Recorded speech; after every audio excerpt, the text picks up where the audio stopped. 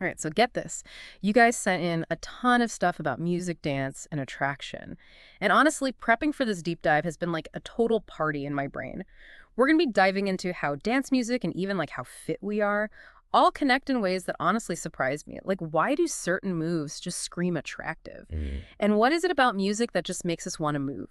And does being in shape actually make us more appealing to others? Today, we're going to unpack all of this and hopefully uncover some really fascinating insights. I think what's so interesting here is that this goes way beyond just enjoying ourselves. It touches on really deep-rooted aspects of human behavior and even our biology and cultural evolution. Okay, I'm totally with you on that. One thing that really jumped out at me from both your notes and the source material was all this talk about hip movements and dance. What's the deal with that? Is there something just like inherently captivating about shaking your hips? It is fascinating how consistent this is, across cultures and throughout history. From salsa and tango in Latin America to traditional African dances, hip movements are central. And even today, in more contemporary styles like hip-hop, you see a huge emphasis on isolating and accentuating those movements. That's so true. I mean, think about it, like when you see a dance performance, it's often those hip movements that really grab your attention. Exactly. But it's not just about being flashy. There's a theory that it all comes down to evolutionary psychology. Those hip movements might have historically signaled fertility and health to potential mates. It's like a subconscious way of saying, hey, look at me, I'm healthy, I'm strong. Wow, that is a really interesting perspective. So it's not just about like looking good, it's about conveying something deeper, something tied to our survival instincts. Right. And speaking of deep-seated responses, let's move on to music. You brought this up in your notes, and it's heavily featured in the source material too. What is it about music that makes us want to get up and dance? It's almost impossible to resist, right? You hear a catchy beat and your body just starts moving. There's actually a neurological basis for that. It has to do with dopamine, that feel-good chemical in our brains. When we listen to music, especially music with a strong beat, our brains release dopamine. And that dopamine rush creates a sense of pleasure and motivates us to move. It's like our brains are literally rewarding us for dancing.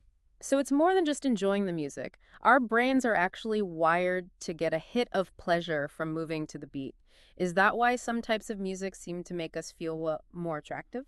That's a great question. And the research suggests there might be something to that. Yeah. Think about the genres typically associated with dancing and social interaction. Things like Latin music, hip-hop, and pop. They tend to be upbeat, rhythmic, and high energy. Some researchers believe that those qualities can boost our confidence and make us feel more outgoing, which can then translate into feeling more attractive. So it's like the music itself can give us that extra little boost of confidence. But what about the physical aspect? I know the source material also talks about the connection between being in shape and attracting partners. Do you think that plays a role in how we dance too? Absolutely. Physical fitness is directly tied to both confidence and physical appeal. Think about it. When we feel good about our bodies, it shows in the way we carry ourselves, our energy levels, our overall presence, and all of those qualities can be amplified through dance. So someone who's in shape might naturally move with more grace and confidence on the dance floor because they just feel good about themselves. It's not just about having six-pack abs, it's about that inner confidence shining through in their movements. Exactly. And beyond the confidence aspect, fitness also allows for more dynamic and captivating moves. Someone who's physically fit is going to be able to perform more complex and energetic dances. It's like they're able to fully express themselves physically, which can be incredibly attractive. Okay, that makes total sense. Speaking of captivating moves, I noticed the source material mentioned something about short and impactful choreography. What's the thinking behind that? It's about leaving a lasting impression. Short and impactful choreography lets dancers really showcase their skills in a concise and memorable way. It's like a well-crafted soundbite, powerful and easy to remember. Think about those dance videos that go viral online. They're often short bursts of energy that grab your attention and make you want to watch them again and again. It's true. It's like those short, impactful routines have a certain stickiness to them. They're easier to digest and remember. Okay, now for something totally unexpected.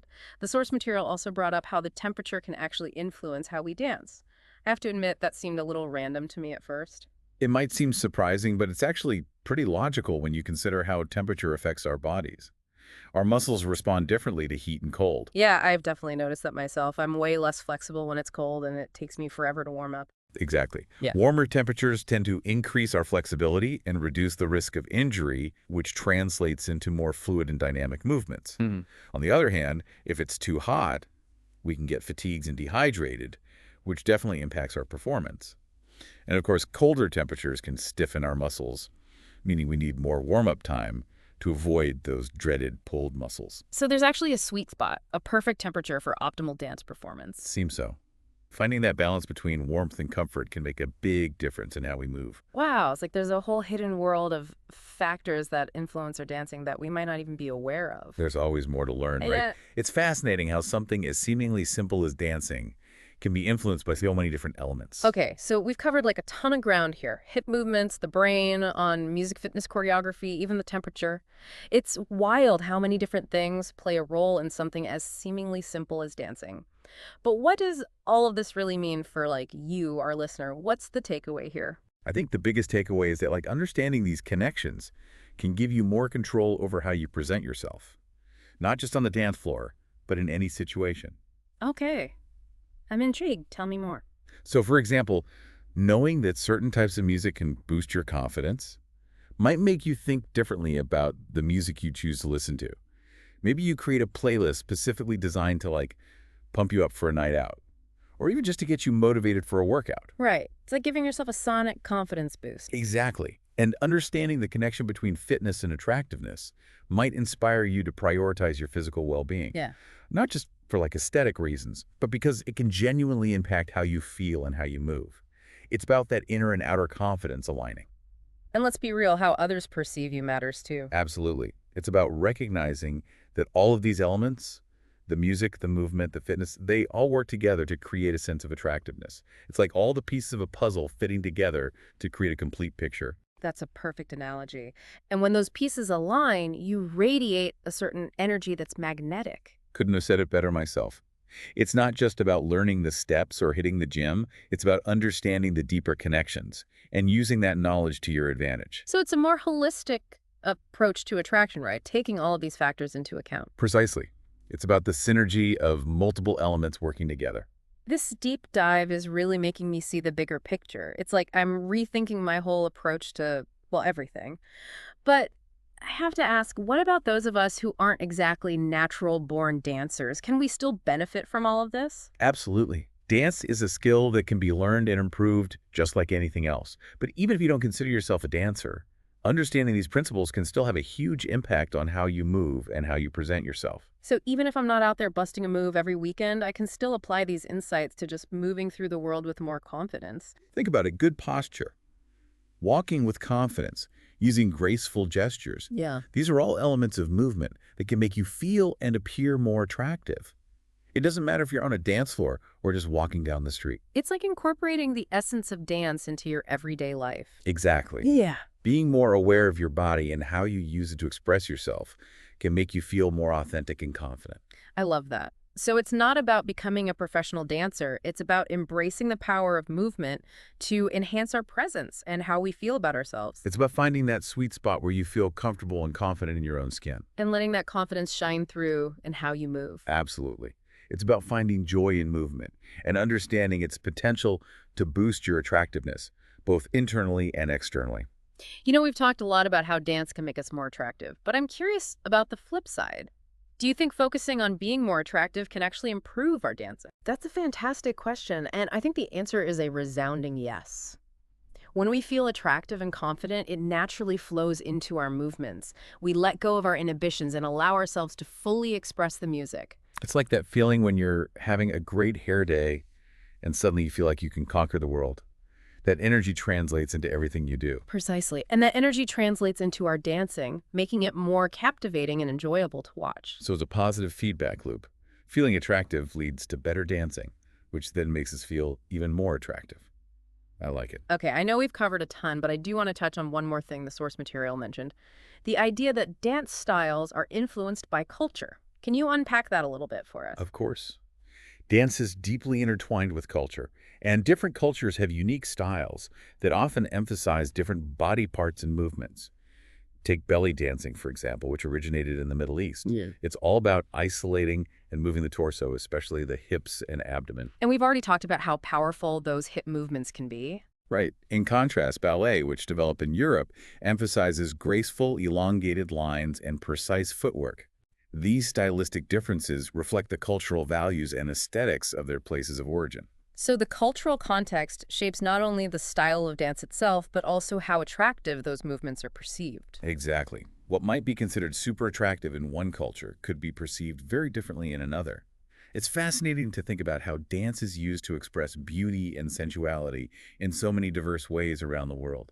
It really highlights just how subjective attraction is. There's no one-size-fits-all formula. There really isn't. What we find attractive is influenced by so many factors, our cultural background, personal experiences, individual preferences. It's about celebrating the beauty and diversity of different dance styles and how they celebrate the human form. It's about individuality and finding your own way to express yourself through movement. I love that. This whole deep dive has been incredibly eye-opening for me. It's making me think about dance in a whole new way. I'm so glad to hear that.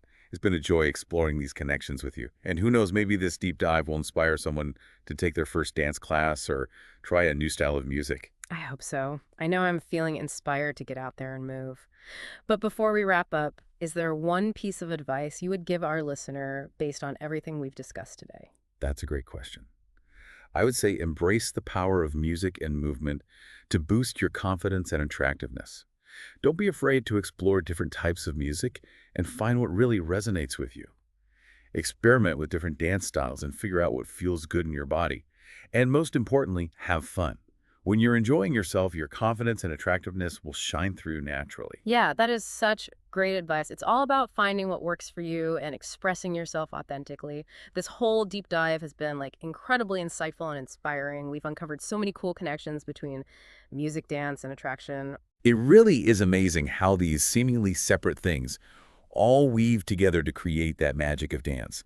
It just goes to show how interconnected our physical, emotional, and social selves really are. I couldn't agree more. And, it's clear that this is just the tip of the iceberg. There's so much more to discover and explore when it comes to this fascinating intersection of music, movement, and human behavior. Absolutely. It's a lifelong journey of exploration. Well, as we wrap up this deep dive into music, dance, and attraction, I think it's time to leave our listener with a final thought-provoking question, something to really ponder as they move through their day. I'm all ears.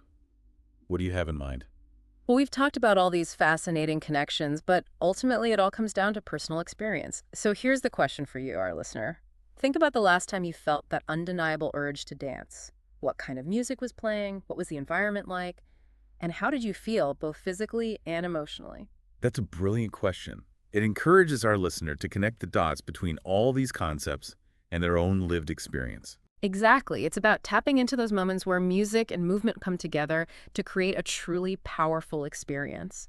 And by reflecting on those moments, we can gain a deeper understanding of what makes us feel confident, alive, and yes, even attractive. It's a beautiful invitation to explore the power of dance in our own lives and to recognize how it can enrich our experiences and shape how we interact with the world around us. So as we close out this episode, remember to keep exploring those connections between music, movement, and attraction.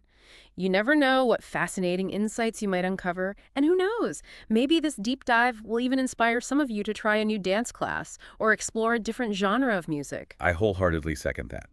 Embrace the joy of movement, discover the music that moves you, and let your authentic self shine through. Beautifully said. And to our listener, thank you for joining us on this journey of discovery. We hope you've enjoyed the ride and come away with a newfound appreciation for the magic of music, dance, and attraction. Keep dancing, keep exploring, and keep those good vibes flowing. Until next time.